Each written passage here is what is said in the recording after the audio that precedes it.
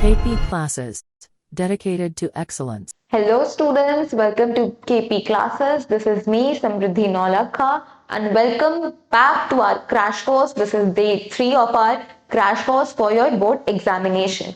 So in the last two lectures we discussed about end of bipolarity. अगर आपने ये lectures नहीं देखे हैं, no worries, check out the description box, उसमें आपको हमारी प्लेलिस्ट का एक्सेस मिल जाएगा.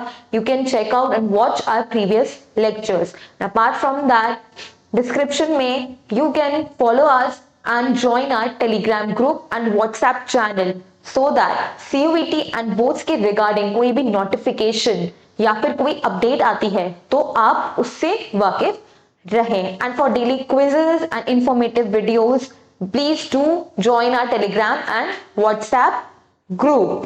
Link are in the description, so please check out as soon as possible. So let's begin with new chapter today, which is contemporary centers of power. So last lecture भी discuss की जो bipolar world था, what happened, ऐसा क्या हुआ था जो USSR disintegrate हो गया, जिसकी वजह से यूएस को एक जरिया मिला, एक मौका मिला हेजेमनी अपनी एस्टैब्लिश करने का. But at the same time there were another centres of power who were rising and growing, जिनको एक और बाइपोलर वर्ल्ड के एंड होने की वजह से एक मौका मिला ऐसे सेंटर्स ऑफ पावर को ग्रो करने का और अपनी एक एंटिटी एस्टैब्लिश करने का. सबसे पहले बात करते हैं with the disintegration of USSR in the year 1991, the bipolar structure of the world politics ended. तो bipolar world, जो world का division था into two superpowers, ये अब खत्म हो चुका था. एंड उसके बाद यूएस की hegemony establish हो गई थी. तो USA as a sole power, it was rising. But at the same time, in the international society कुछ एक ऑल्टरनेटिव सेंटर्स ऑफ पावर थे which were economical and social power, जिसने यूएस की हेजेमनी को लिमिट करने की कोशिश करी थी एंड यूएस के डोमिनेंस को लिमिट करने की कोशिश करी थी. They were none other than your European Union and ASEAN. ASEAN and European Union जैसे organisations they gain popularity at the same time. जैसे ही बाइपोलर वर्ल्ड खत्म हुआ था, ये ऑर्गेनाइजेशंस बन तो पहले गई थी लेकिन राइज इन्होंने बाद में करना शुरू करा. इनके साथ साथ ही some other powerful nations like China, Russia, India and other international organizations like BRICS, they also evolved as alternative centers of power. European union और आसियान के साथ साथ ब्रिक्स जैसी ऑर्गेनाइजेशंस जो ग्लोबल साउथ की कुछ कंट्रीज को मिला के बनाया गया था, they were also gaining popularity. Okay, so guys, I have a great news for all of you that we at KP classes have launched our courses for your CUET examination in just 4999. Yes, my friends, this course is for all the streams, for humanities, science and commerce, in which you will be taught all your domains, your language, including your general test as well. So you can access to our Udan batch through our app. अभी के अभी आप app install करिए, store पे जाके आप हमारे courses purchase कर सकते हैं. लेकिन अगर आप सिर्फ जनरल टेस्ट को टारगेट कर रहे हैं तो वो बैच, हमारा Sarathi batch, in just 2999 rupees you can get access on a store. And इसमें हम जनरल टेस्ट और लैंग्वेज की प्रिपरेशन को एकदम बूस्ट कर देंगे आपके लिए. सो देर के इस बात की अभी के अभी हमारा ऐप डाउनलोड करिए and you can get access to our courses. Store से ये आप परचेज कर सकते हैं and you can boost your domains and your general test preparation by 2x. And again, do follow us on Telegram, WhatsApp and Instagram as well. Latest updates, quizzes, information, informative videos को access करने के लिए please, अगर आप चाहते हैं कि आपको डेली अपडेट्स मिले regarding your boards and CUET examination, so do join our groups on Instagram, WhatsApp and Telegram as well. अब बात करते हैं फर्स्ट ऑर्गेनाइजेशन यूरोपियन यूनियन की। Write down in the comment section ये 12 golden stars of European union के जो flag है ये क्या डिपिक्ट करते हैं, क्या डिनोट करते हैं। So EU as an organisation 1945 world war खत्म होने के बाद European states confronted the ruins of their economies and the destructions of the assumption and the structures on which Europe has been found। उन्होंने confront करा, accept करा कि yes disaster defeat European countries में हो चुका है, कि पॉलिटिकल एंड इकोनॉमिक स्ट्रक्चर्स अब तबाह हो चुके हैं। तो 1945 के बाद यूरोपियन इंटीग्रेशन कोल्ड वॉर के थ्रू एड हुआ था and at that time America extended massive financial help Europe की इकोनॉमी के लिए, बिकॉज वेस्टर्न यूरोप कहीं ना कहीं अमेरिकन डोमिनेशन के अंडर था। सो कहीं ना कहीं these countries were following capitalism और उन वेस्टर्न यूरोपियन कंट्रीज को हेल्प करने के लिए यूएसए ने मार्शल प्लान भेजा गया था सो दैट इन कंट्रीज की जो इकोनॉमी है वो क्या हो सके, रिवाइव हो सके, so that these economies can get back on track. So कहीं ना कहीं यूएसए तो अपना फायदा देख ही रहा था क्योंकि ये कंट्रीज कैपिटलिज्म को फॉलो करते थे। So under this Marshall plan एक ऑर्गेनाइजेशन बना जिसे कहते हैं organisation for European economic cooperation, OEEC। when it was established in the year 1948, mark it for the MCQ, जिसका पर्पस था to aid to help western European states and it became a forum where Western European states began to cooperate on trade and economic issue. So basically this was an economic organization जो trade और economic issues जैसे चीजों पे discussion कर सके, negotiate कर सके and deliberate कर सके। So this was organisation number 1, OEEC। इसके बाद बात करते हैं काउंसिल ऑफ यूरोप बना गया था नेक्स्ट ईयर में, एक अनदर स्टेप था in the political cooperation. So it was none other than a political organisation की political unification in European countries का हम एस्टैब्लिश करना चाह रहे हैं। Then next process of economic integration of European capitalist countries, it proceeded step by step। धीरे धीरे ये step by step economic integration होना शुरू हुआ, लेकिन step by step। कैसे यूरोपियन इकोनॉमिक कम्युनिटी का एस्टैब्लिशमेंट होने के बाद एक कहीं ना कहीं इकोनॉमिक इंटीग्रेशन देखने को मिला। कब बना था, again important for your MCQ, in the year 1957। The collapse of Soviet bloc put Europe on the fast track and resulted in the establishment of European Union. So finally, European Union was established in the year 1992 and कहीं ना कहीं इसमें disintegration Soviet union का बहुत बड़ा role माना जाता है।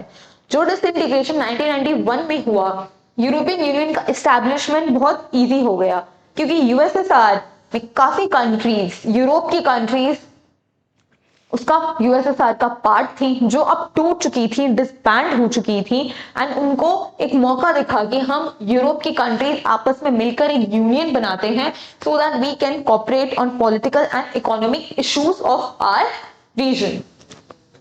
तो इसका foundation for a common foreign and security policy, cooperation on justice, home affairs and the creation of single currency। तो इन यूरोपियन कंट्रीज ने आपस में यूनियन बनाया एंड डिसाइड किया that we will be having one foreign common policy। हम home affairs पे discuss करेंगे, हम डिफेंस पे डिस्कस करेंगे, हम जस्टिस पे कोऑपरेट करेंगे और हम सबकी एक सिंगल करेंसी होगी। And thus European Union evolved over a time from economic union to increasing a political one। Initially जो इसका पर्पस था सिर्फ ट्रेड और इकोनॉमिक इश्यूज को एस्टैब्लिश करना था, वो इश्यूज को डिस्कस करना चाहते थे, लेकिन धीरे धीरे ये इवॉल्व हुआ और एक पॉलिटिकल यूनियन की तरह शेप हो गया था।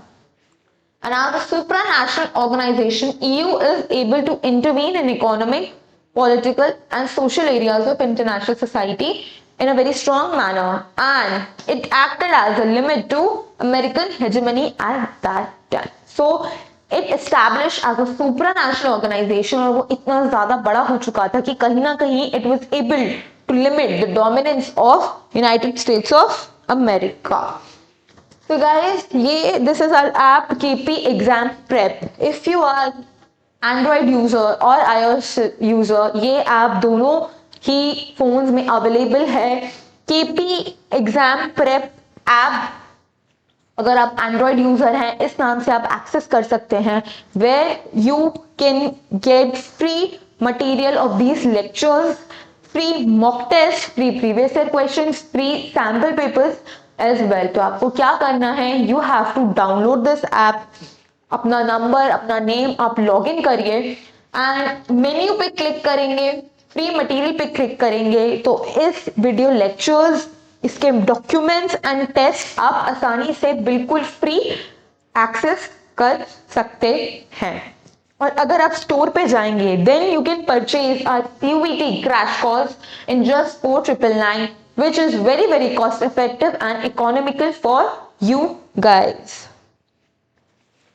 अब सेकेंडली अब बात करते हैं आसियान की. Similar organization was growing at that time, but it was more of a regional organization. So ये organization किसको टारगेट कर रही थी, साउथ ईस्ट एशियन नेशंस. इन्होंने मिलके डिसाइड किया था that we will come together and establish one organization जो हमारे ideas as a community, as a region हम establish कर सकें.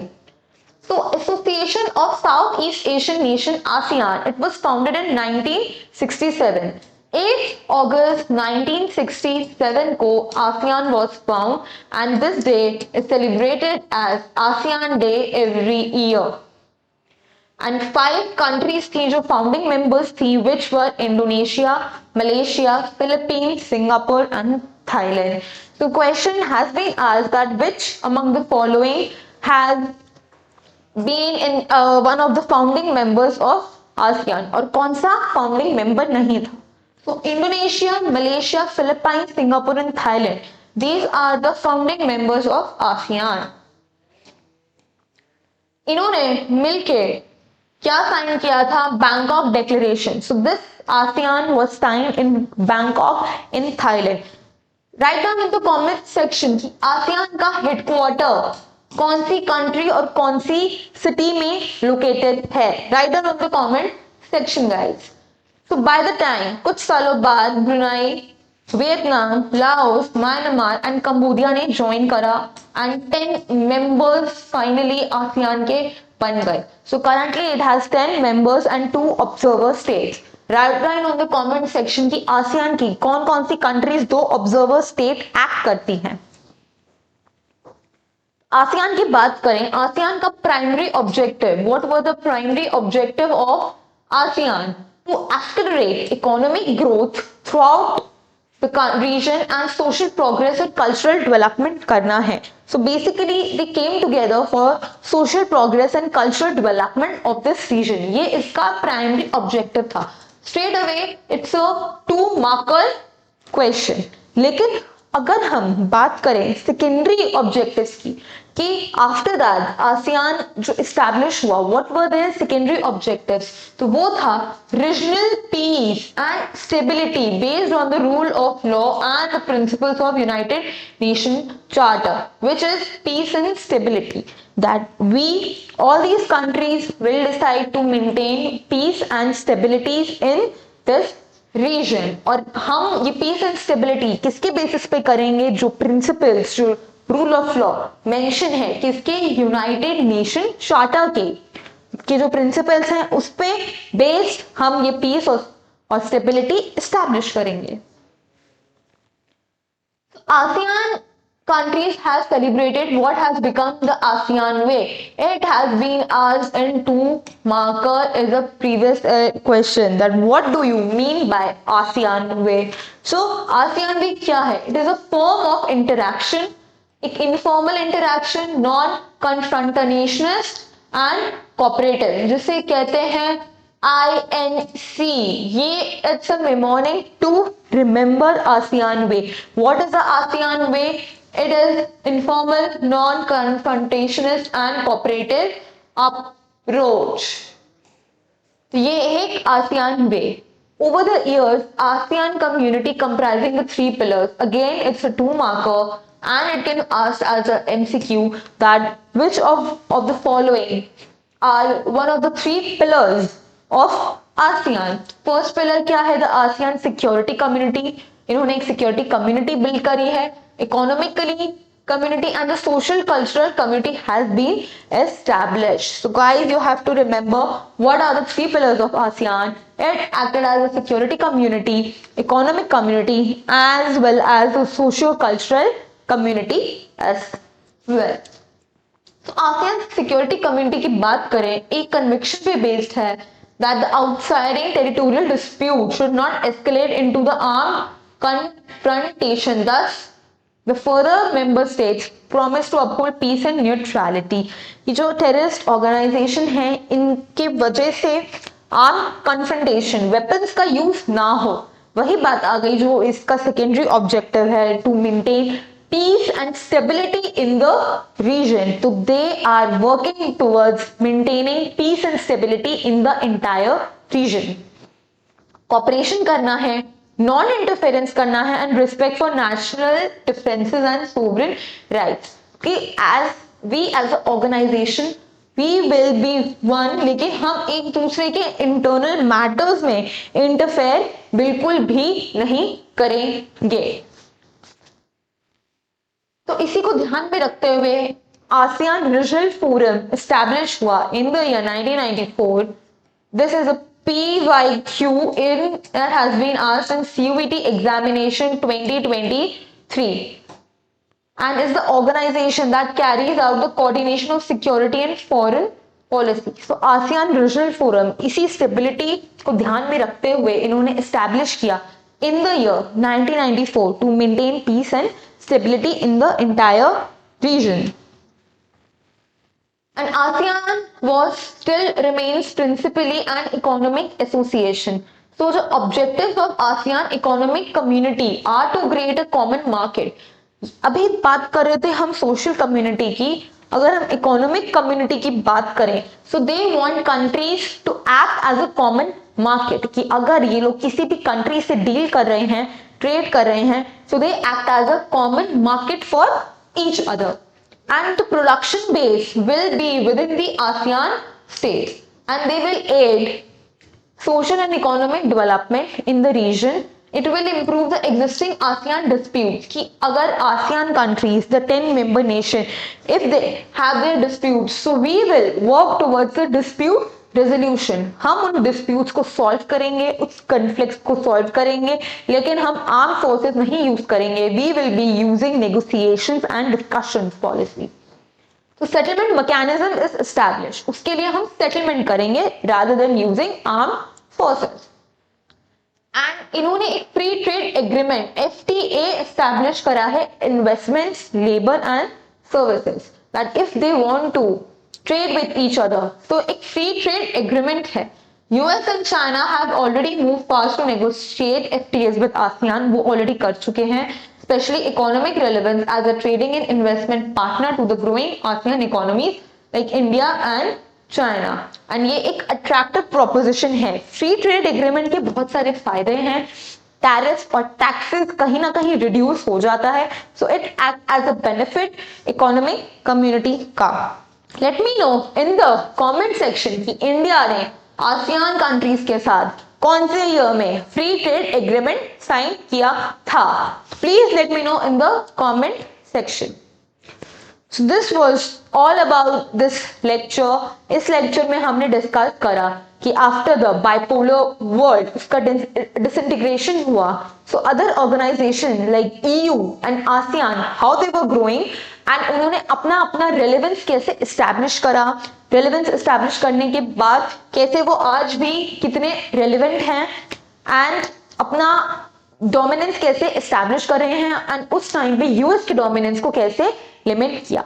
So in the next lecture we will be discussing about the rise of Chinese economy and India-China relations. So for that stay tuned. अगर आपने हमारे previous lectures नहीं देखे हैं so check the description box आप वहां पे हमारी प्लेलिस्ट को एक्सेस कर सकते हैं ताकि आप प्रीवियस लेक्चर्स रिकॉर्ड कर सकें और अपनी प्रिपरेशन को बूस्ट कर सकें. So thank you guys, and again I'm reminding you to join our courses which is in just 4999, and you can get access to all our domains, general test, language test, holistically अपने CUET की प्रिपरेशन आप कर सकते हैं इन just 4999. और अगर आप GT टारगेट कर रहे हैं, so we have our Sarathi batch for you in just 2999. बहुत कॉस्ट इफेक्टिव है. आप हमारे ऐप के थ्रू इन कोर्सेज को परचेज कर सकते हैं and you can boost your CUET preparation as well. So thank you class. I'll see you in the next lecture. Till then, take care. Bye bye. KP Classes. Dedicated to excellence.